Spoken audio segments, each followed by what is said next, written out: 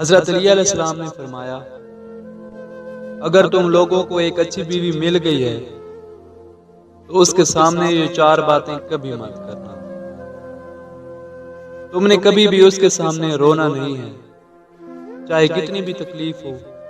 پریشانی ہو، چاہے اندر سے کتنے ہی ٹوٹ چکے ہو، لیکن بیوی کے سامنے کبھی آنسو نہیں نکلنا چاہیے، کیونکہ ساری زندگی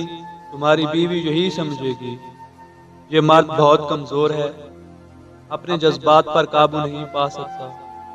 چھوٹی چھوٹی چیزوں پہ اداس ہو جاتا ہے،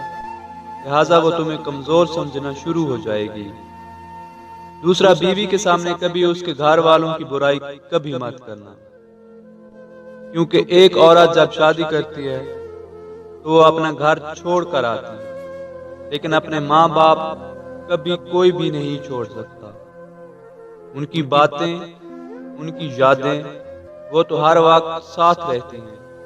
اور کسی کو عزت دینے سے آپ کی عزت بھی بڑھے گی اور آپ کی بیوی کے دل میں بھی آپ کا احترام بڑھے گا۔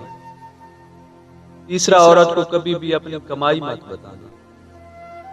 کیونکہ ایک مرد کو ہی پتہ ہوتا ہے کہ گھر کس طرح چلانا ہے، سب کے خرچے کس طرح پورے کرنے ہیں۔